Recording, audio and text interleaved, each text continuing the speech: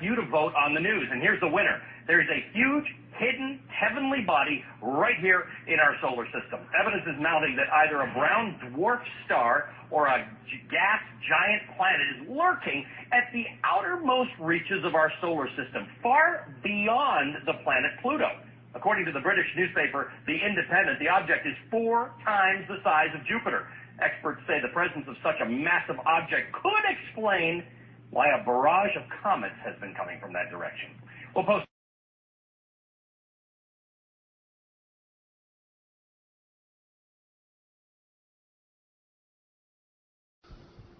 Hi, my name is David Morrison. I'm a NASA space scientist, and I want to talk to you very briefly about Nibiru. I'm doing this because I received a note from a 12-year-old girl recently that said she wondered if the video I made 2 years ago was still valid, that she and her classmates were scared about Nibiru, and could I please explain, from a science point of view, why we know Nibiru is not real and is not a danger. You know, the simplest thing to say is just that there is no credible evidence whatever for the existence of Nibiru. There are no pictures, there's no tracking, there's no astronomical observations.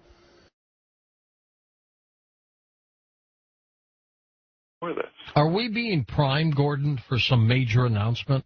Well, that's the thing is, now, the Zetas say that the Council of Worlds has told the president, you've got to announce it.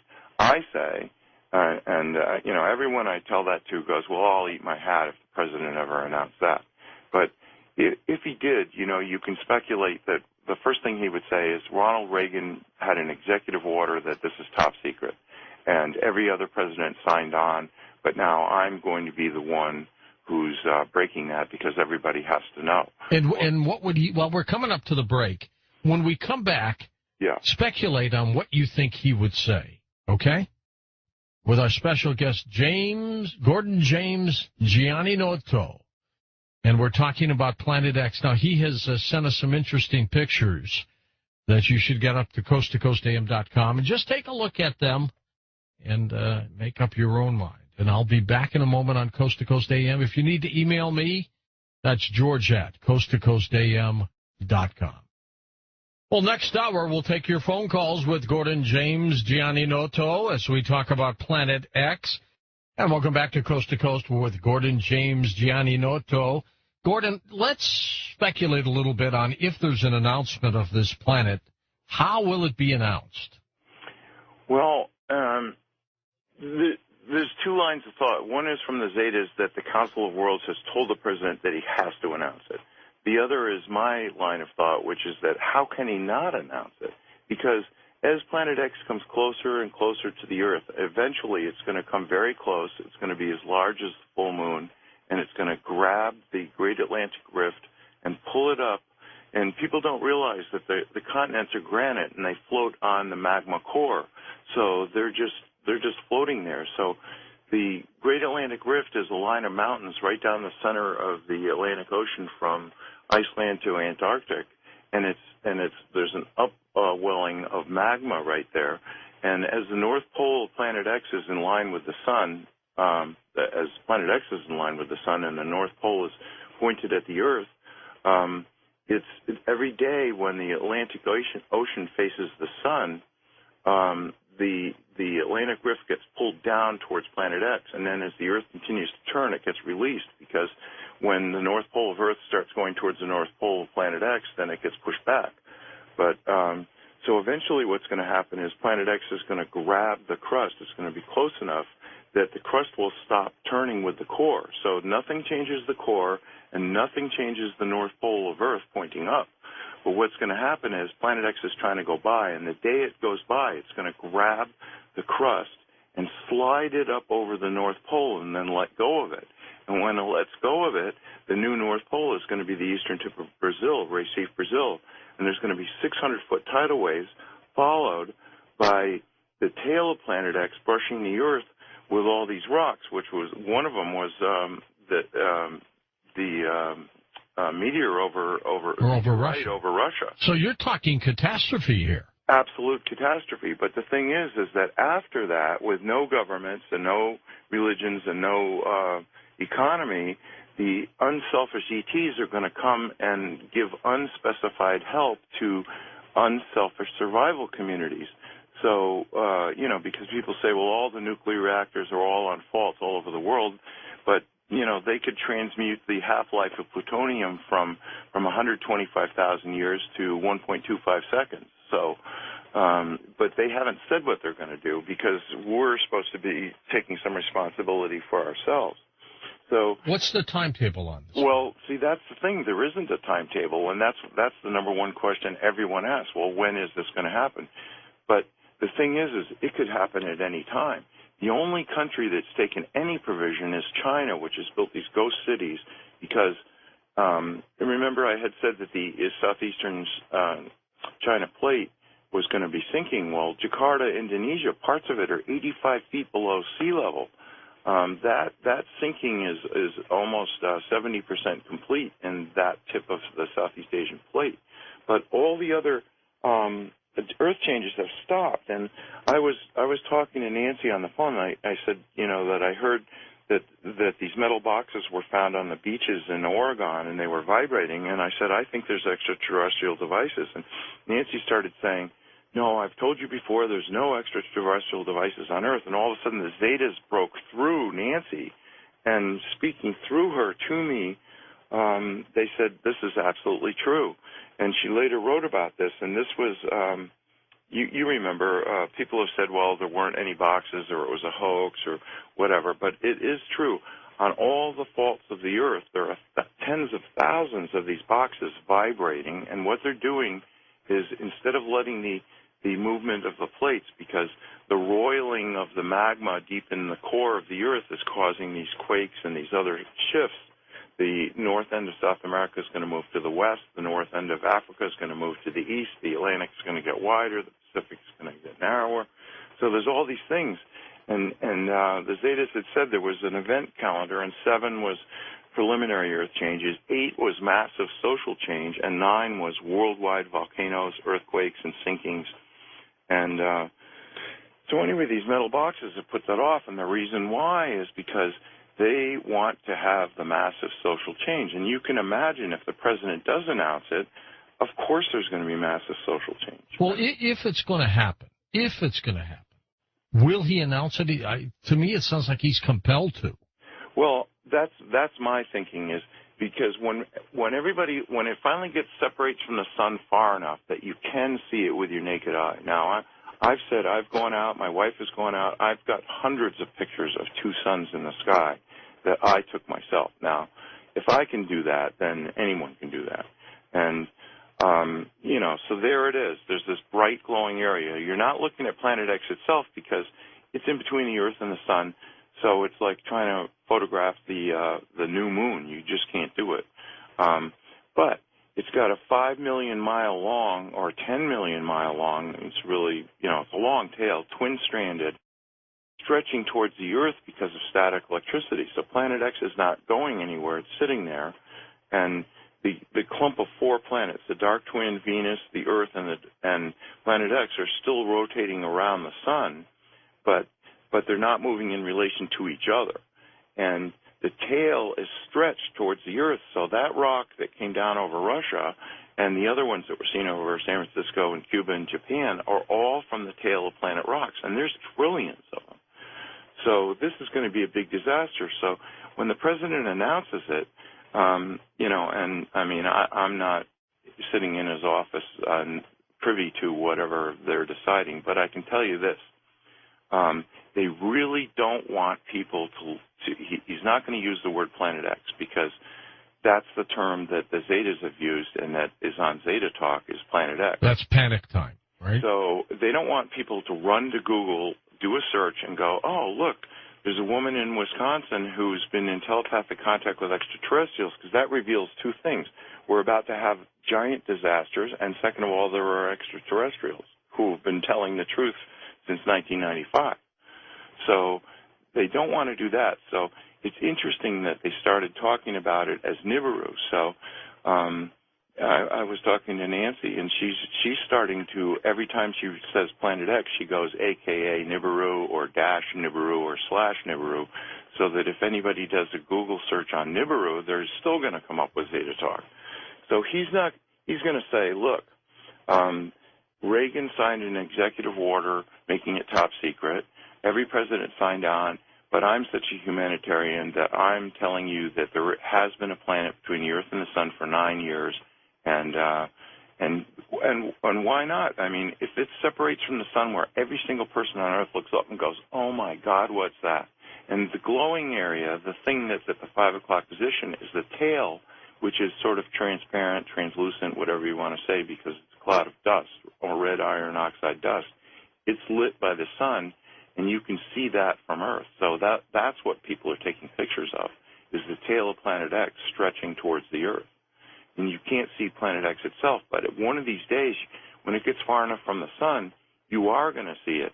And then at that day, George, don't you think everyone's going to go, the government couldn't tell us there's a planet? Sure, absolutely. No, and they're never going to believe another word the government ever says again for any reason. Not at all. All right, 6.8 billion people, Gordon, on the planet. How many people may perish? Probably 60% are going to die exactly at the moment of pole shift, and another 30% are going to die from disease and starvation and shock. I mean, what the president should be announcing and saying, listen, we've got to move away from the coastlines. I mean, imagine what a 600... And what's the timetable? Okay. Well, that's the thing is, like, there isn't a timetable. There's an event timetable, but the president has been trying to announce it since last September. So first they tried with the emergency broadcast system. That was all screwed up. That didn't work. And then, believe it or not, I mean, you know, you think if you're president, you can just announce whatever the hell you want. And no, you can't, because there are people, the elite and the rich and the powerful, don't want you to stop going to your job. I mean, if they announced the whole truth, do you think anyone would show up for their job? Pilots, policemen, firemen, truck drivers? No, people would want to be with their friends and family. Right, and they'd all head for Wyoming and Montana and places like that, you know, as far away from the coast as they can. The safe havens. Right, and so you can figure out where, now I live on a mountaintop in the middle of the Maine coast because Maine was held down by glaciers, and it's slowly rising, so once the crust comes free of the core, it's just going to pop up another 500 feet. So I'll be doing fine with a 600-foot tidal wave. But Florida, that's actually going to sink. The UK, that's going to sink. Japan is going to sink. So a lot of places, it isn't just a matter of a 600-foot tidal wave. And then, of course, all the ice in the whole world is in the wrong place, so that's going to melt. So the Zetas say the final sea level is going to be 700 feet above present. So the president isn't going to say what's going to happen. He's going to say there's a planet in between the Earth and the Sun, and now this is what I think, and, you know, speculation, because, you know, I'm not privy to the script here, but you know, that he would turn it over to NASA, which would say, yes, there's a rogue planet, but we were prohibited by national security, but don't worry about it. Go back to sleep. If anything's going to happen, we'll tell you. And then maybe they turn it over to NOAA, which is saying, well, this huge Earth wobble is what's causing all this weather. They're never going to admit that global warming and climate change were a lie, because can you imagine the lawsuits? It would bring the whole world to a halt, because how many hundreds of billions of dollars have been spent on reducing fossil fuels? And, you know, the thing is Planet X is roiling the magma, so the magma's circulating closer to the bottom of the crust, so the seafloors are warming, and the ice is melting from underneath. But the actual truth is the Arctic just had one of the coldest winters in years, and the amount of ice that formed this winter in the Arctic is unbelievable. Antarctica's been gaining ice. The top of the Himalayas and a lot of these glaciers are gaining ice. So this whole global warming thing, they're never going to use that phrase again. They would rather die than say global warming. So, you know, I don't know how he's going to put it, but my opinion is he's got to announce it. And meanwhile, the government is doing all these strange things, like ordering 1.2 billion rounds of hollow point ammunition. They're going to arm these Social Security employees, and the National Weather Service employees are all going to be packing with hollow point bullets. I mean, come on, who thinks you know, that's normal? What are they expecting? And of course there's going to be some people who are going to riot and steal and loot and God knows what. Well, things could be out of control. Right, they could be out of control. But yet, if they do announce it, then people will go, well, this is something that we're all facing together. Let's work together to save as many people as possible. But they've got to do it sooner than later. Now, I live on a mountaintop. I heat with wood. I've got an outhouse. I'm ready for no electricity and no fuel. I live in a forest. I've got wood all around me. So, my theory is if you're ready for pole shift today, then you're going to be ready for it whenever else you can. But if you notice, around the world, the economy has not been getting better, regardless of what they're saying.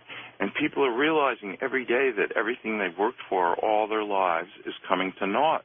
And hopefully people will say, well, really, what is important? And they'll realize, every time you see a disaster, you see people say, well, I lost everything, but, at least we all survived. And, that's what's important. And people are going to start realizing, well, maybe people are more important than possessions. But this Earth wobble, I went out last July to take a picture of the full moon rising over the mountain in Maine where I live.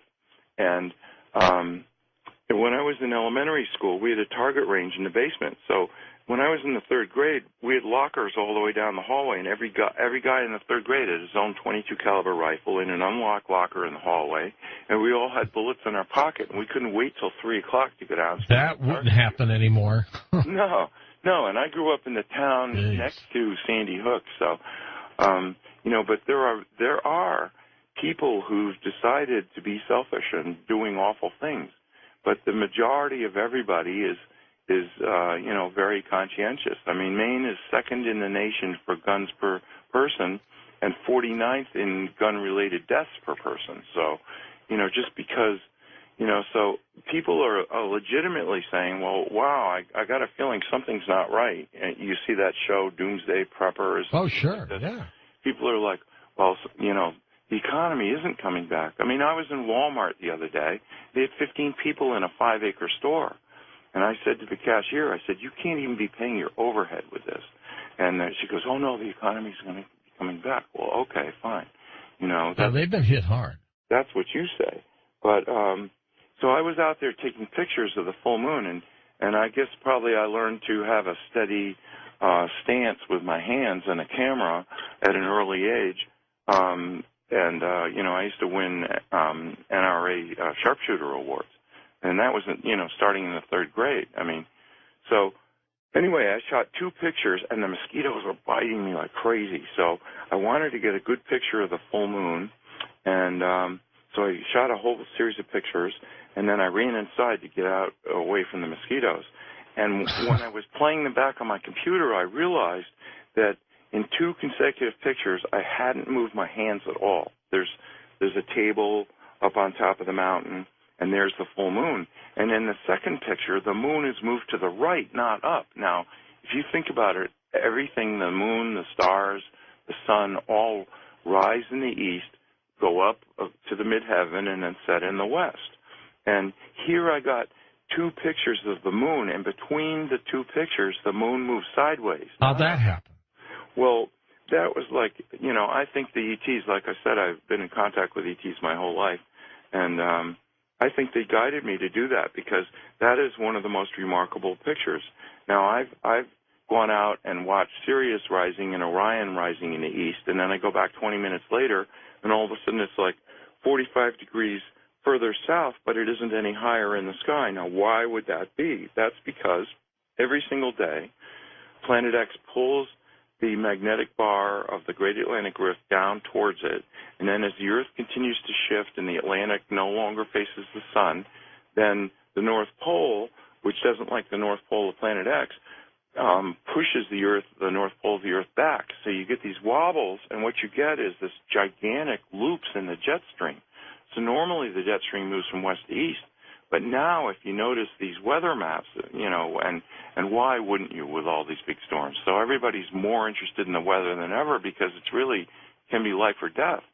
And what you get is these giant arcs of cold air coming down from the Arctic, and 30 miles to the east, you've got this giant arc of tropical air coming up from the Caribbean, and you've got this clash of fronts that makes these gigantic storms. I mean, look at Hurricane Sandy.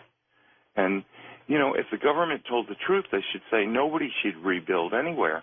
But it's just like Katrina in New Orleans. People are saying, well, you know, we're going to bring it back, and it's going to be so meaningful, and we're going to have Seaside Heights, New Jersey, ready for the tourist season. And, you know, but the truth is nobody should be there now at all, because this is right in the danger zone. They should be saying, well, we're going to move anyone that wants to go from the coast. And that's the interesting thing. The Zetas have said even when this is announced, probably only as much as 60%, but no more than that, are going to go, oh, my God, we've got to go to safety. And the rest are going to go, well, you know, I really don't want to change anything, so I'm going to keep going to work. And if a tidal wave washes over me, then that's it. You know, I'll just die. Well, you know, okay, that's what this life is like. You're entitled to be a skeptic. You're entitled to be in denial, and you're entitled to die in it, but there's no reason for you to do that. Hold on for a second, Gordon. We're coming back for phone calls with you next on Coast to Coast AM.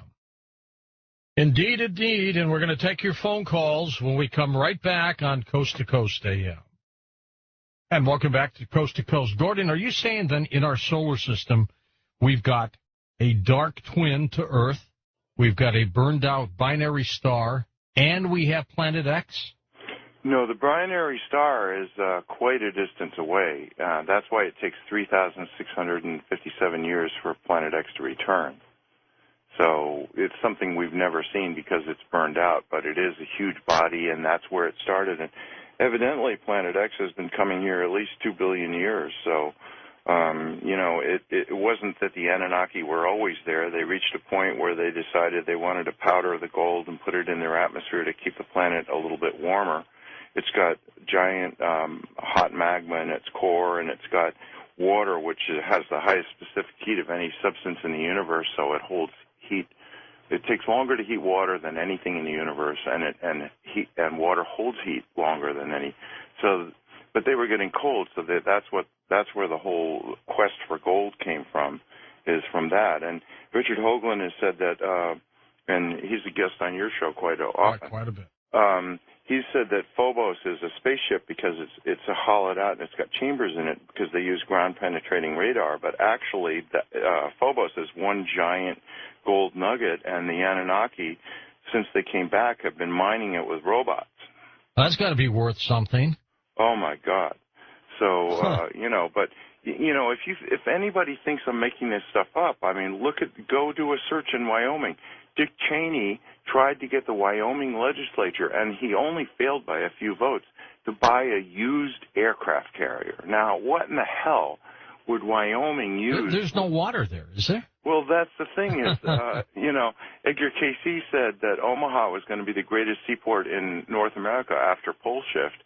And, you know, evidently he's planning that the Mississippi will split wide, or salt water will go up to the Great Lakes, and then up the Missouri and the Platte Rivers, and then maybe the Red River. And I guess they were planning to, you know, keep it, I don't know, in the Great Lakes or in the Gulf, and then float it right up to Wyoming. But you can see why he would want that. It's got nuclear power. It's got a hospital. It holds 5,000 people, and he could load it with fighter strike jets, you know, and be king of the world. And you look at the billionaires around the earth, they're trying to start their own space programs. But the Council of Worlds has said, no, nobody's going to leave Earth and come back as kings of the earth afterwards. No, they're all going to have to go through it. And whether you're a billionaire or not, you're going to have to roll up your sleeves. So, you know, you've heard of the idea of these deep underground bunkers everybody was going to head to. Yeah.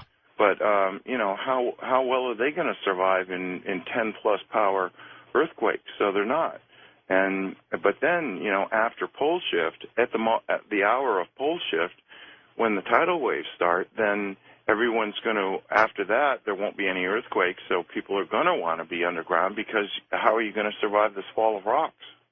Okay, let's go to the phones. You to vote on the news, and here's the winner. There's a huge, hidden, heavenly body right here in our solar system. Evidence is mounting that either a brown dwarf star or a gas giant planet is lurking at the outermost reaches of our solar system, far beyond the planet Pluto. According to the British newspaper The Independent, the object is 4 times the size of Jupiter. Experts say the presence of such a massive object could explain why a barrage of comets has been coming from that direction.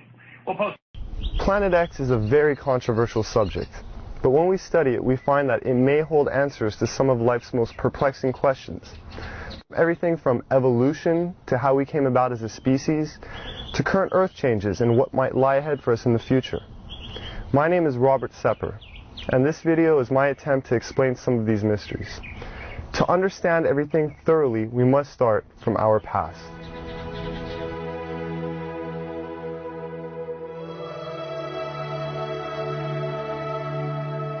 As you do research on our mitochondrial DNA, you find that it goes back into the range of 150,000 years, based on the mitochondrial DNA, which is, I think, pretty much incontrovertible.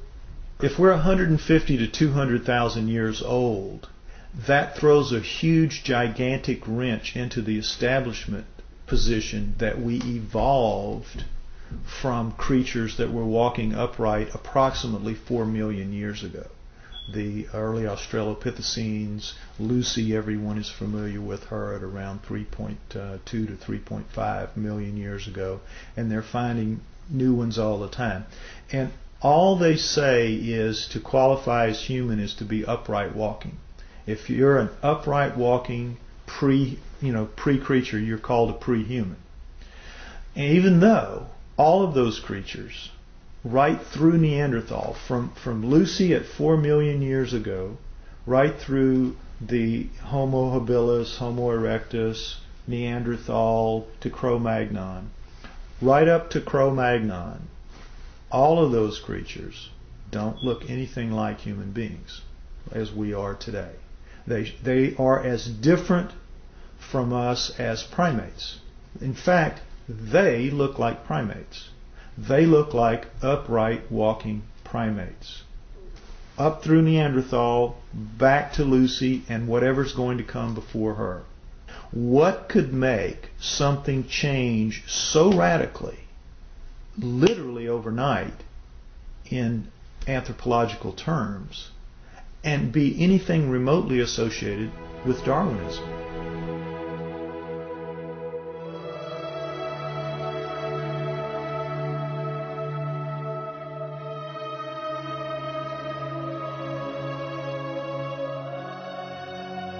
I believe, personally, that the writings of the Sumerians 4,000 years ago, as chronicled by Zecharia Sitchin in his books, The Earth Chronicles, I believe that is the most logical and reasonable explanation that there is for how we came to be. 20 some odd years ago, Zecharia Sitchin wrote The 12th Planet. In The 12th Planet, he describes ancient writings and texts by the Sumerians depicting a 3,600-year orbit of Nibiru. But the Sumerians are rarely spoken about in history books. Who were the Sumerians? And what could an ancient civilization possibly know about how we came to be? We only hear about like the Egyptians or the Mayans or the Incans, Romans, Greeks. The first culture we have on Earth were the Sumerians. And they showed up 6,000 years ago where modern-day Iraq is. It's right between the Tigris and Euphrates rivers. It was then known as Mesopotamia, Babylon, but also Sumeria, where the first culture on Earth stems. And they have left us over 100 of the first for high society to take place.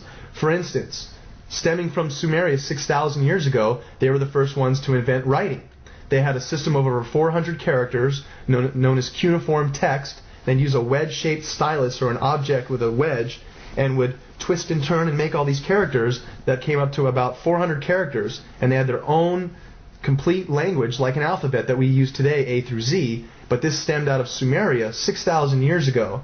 And all of the first for high society come from them. Time, the calendar, math, schools, courts, judges, systems of law, all of this originated in Sumeria, which was then known as Mesopotamia, Babylon, today's modern-day Iraq. the Sumerians are actually probably the most influential culture of the ancient world. Not the Egyptians, not the Greeks, not the Romans, the Sumerians. The Sumerians invented, for example, the zodiac. All of the symbols that we still have today for the zodiac was created by the Sumerians. They tell an incredible story, the Sumerians do, of the Anunnaki, which is that there is another planet in our solar system, that gods, super beings, live on this planet, that these beings come to Earth. The Sumerians had a pantheon of gods, but it was living gods. They were the Sumerians worshipped living gods who lived and worked and had their lives among them. They were the Anunnaki. Among those Anunnaki, there were 12 leaders, 12 super gods, the bosses, the boss of bosses. Those 12 gods come down and are present in the Egyptian culture, in the Greek culture, and in the Roman culture. They just have different names, but they have basically the same personalities and the same functions. So it isn't that mythology begins with the Egyptians, the Greeks, and the Romans. Mythology begins with the Sumerians. Monotheism didn't kick in until the gods, the multiple gods, actually physically left. When we look at all the stories in the Bible about how God is a feared God, and if you do what God tells you, you are given the reprisal of going to heaven, or if you do wrong, you go to hell, and it's very black and white. But the Sumerians give us a lot more context into that line of thinking and how it came about in their image and after their likeness. The Anunnaki, quoted to the Sumerians, as saying, "We have created you in our image and after our likeness, and we were their slaves," basically, to do as they bid it. Mine the gold, do their daily chores. We were basically their slaves. The leader said, "We'll make you a slave. We'll make you a servant." And that's the reason, the impetus, according again to the Sumerian writings, for the creation of human beings. The story of Noah is a classic that comes right out of the Sumerian texts. The word Eden, the Anunnaki called the land where they lived the Eden. The Adam, they called the worker slave that they created the Adamu, plural. Could the Anunnaki have genetically engineered humans? It sounds incredible until we consider that we ourselves genetically engineer the fruit and vegetables we eat every day. From tomatoes to apples and oranges to cloning Dolly the sheep. If we can genetically manipulate DNA, then who's to say that we weren't created or our DNA wasn't tampered with by another race of beings in the past? Now the question is, were we? Did they?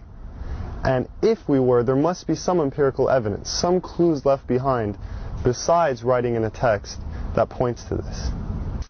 If you look at the human genome, you'll see that it looks very much like a primate genome, except the second and third chromosomes are fused into one. So, what does that solve? It gives you all the chromosomal material of the primate, but it's now only taking up the space in the combining process of 46. It is 46 chromosomes with 48 chromosomes of genomic material still in there. Now, how could nature do that? How could nature fuse those two chromosomes together in any length of time? It wouldn't happen. It couldn't happen. That was done. According to Sitchin, we were created genetically by the Anunnaki as a worker, to mine gold for them, to serve them. People out there, even if you're not a scholar, even if you're not anything, if you open your eyes a little bit to this and you start just doing your own research, you're going to find paths there that lead you to some things that are going to awaken new ideas into you. In the next few years, I think we're going to see a watershed of information that is going to absolutely rewrite every book of history. There's evidence left over this entire planet when you start thinking, and you must believe that we are the offspring of these people. If there was a God, the God created those people before they created us. We are here because of an act of divine creation, but they were people just like us, only older, only more technically advanced. We need to rediscover that in ourselves, that we are a great civilization. We came from a great civilization. Okay. And I would tell anybody to look, open your eyes and look for it. Don't be blinded to something that's led to nothing but the slaughter of ourselves for thousands of years. And we still are at that point. We're still a warring society. When this documentary or others like it are put out there and enough people will see it, at least that will start a beacon somewhere that will start shining a little bit brighter. And so at some point we're going to see that we have a different history than what we've been given. The proof's there. Our true history may be indeed very different than what we've been taught through the ages. Whether this data has been withheld or our identities have just